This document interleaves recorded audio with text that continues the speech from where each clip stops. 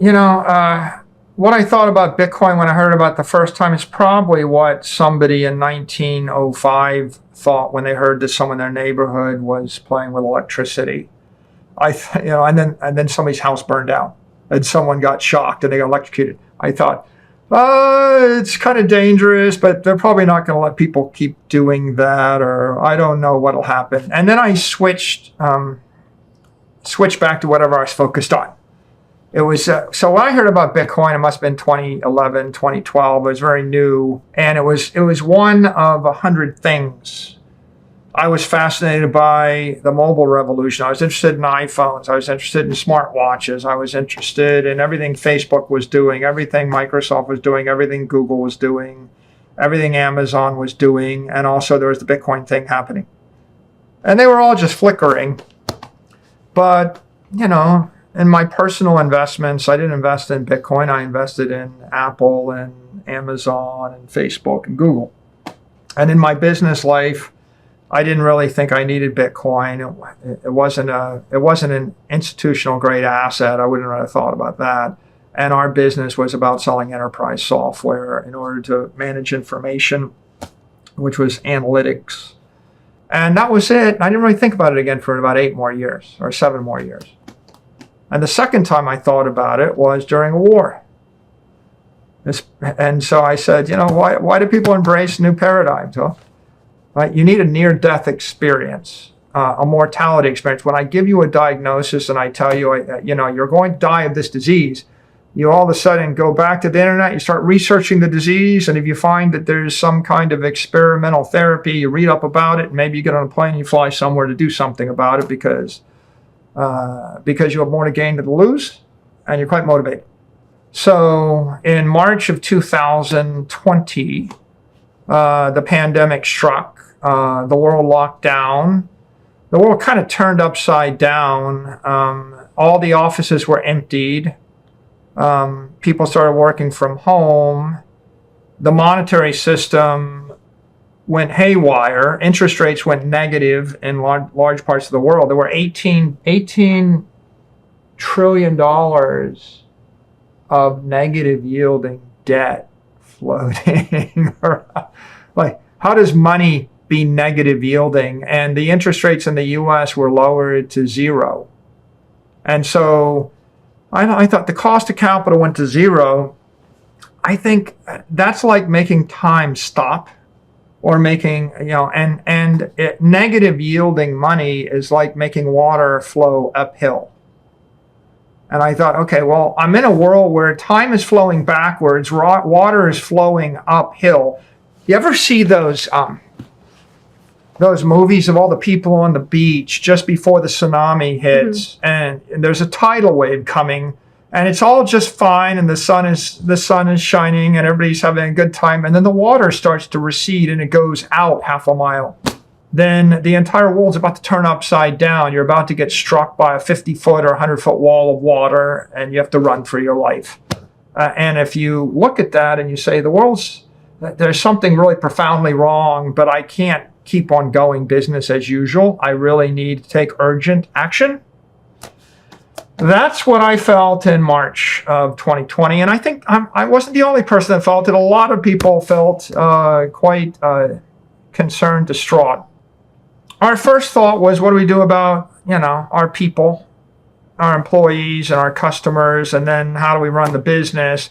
And then after that, we realized that we were sitting on $600 million of cash that was yielding 0. The central banking system was pursuing a policy that was very inflationary.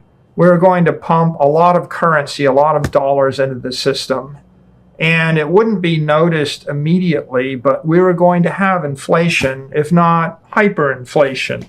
If we take Argentina, for example, the peso was 20 pesos to the dollar in 2018 or so. I remember it because we used to obsess over it. It must have been 40 or 50 to the dollar by 2020, and of course today it's 1,050 on the blue dollar rate.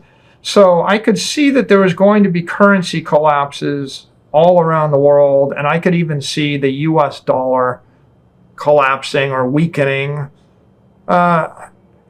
in my opinion, actually, I think if you look at a surrogate for the strength of the dollar, it'd be the S&P 500 index, and it is 50% up, which means the dollar lost like 35-40% of its value since that time, measured in a portfolio of desirable assets. So I looked at that and I thought, well, our cash is a melting ice cube. It's worth 500 million right now, but it's not going to be worth 500 million in 4 years.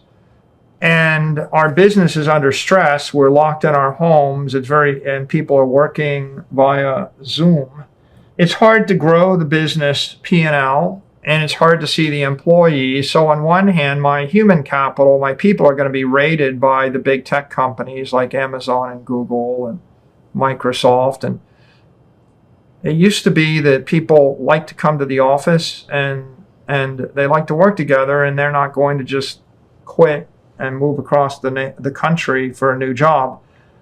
But in June of 2020, it was clear people were going to be working from home for a while, and you don't have to move across the country. You could just point your web browser or point your Zoom at a different TCP IP address and get a new job.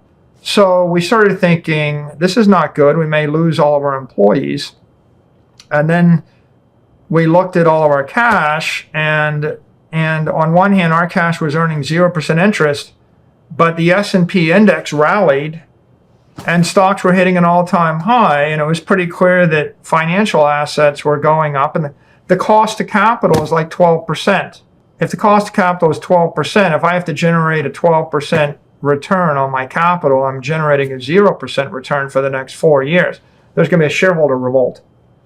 So we were worried about losing our employees, and we were worried about losing our shareholders, and we had this big pile of cash which was worthless. And then the central bankers said, we're not even thinking about raising interest rates. And some central bankers said, well, we think we should make interest rates negative. So our primary asset was a liability. Our human asset was maybe going to drift away from us, and our shareholders were unhappy. And the stock, hit $90 a share. It was maybe 100 to 120 when we were thinking this through. And we were, in the midst of the war on COVID, and what I think was a currency war, a war on capital. When someone says, I'm going to charge you 1% for all your money in the bank, that's pretty close to a war on capital, right? In that situation, we had to choose between a fast death, a slow death, or taking a risk, right? That is the essence of the paradigm shift. What's the fast death? The fast death is give the capital back to the shareholders. If we simply bought the stock back, we would have a company not growing with the employees working from home with no shareholders. And the stock was trading $2 million a day and no volatility. And so if there's no volatility and there's no liquidity, the stock options are worthless. But the stock options are how you compensate your employees. They're going to get hired away by the trillion-dollar companies that have infinite money and have stocks and companies that are growing and stocks that are stock options that are valuable. So giving the capital back would just make us die fast. We'd have to sell the company. The slow death is keep the capital, but the stock options are worthless. The human capital bleeds off. The shareholder base bleeds off. We get lost. Right? And we can't crawl out of that. There's just no catalyst to get out. How do you work harder? I mean, we were working as hard as we could together, and then pretty soon we were all stuck in our kitchens trying to work through a little Zoom link, and that was not better or easier. The issue is, what do I do with $500 million? What do I invest it in that's going to yield more than the cost of capital? It's the summer of 2020. You need to find something to buy that's going to appreciate in price or in value more than 12% a year after tax or in a tax-deferred, tax-efficient fashion. was not bonds. You couldn't buy any individual set of companies because companies are securities, and there are prohibitions on a publicly traded operating company holding more than 40% of its liquid assets in securities. So we couldn't just buy all securities.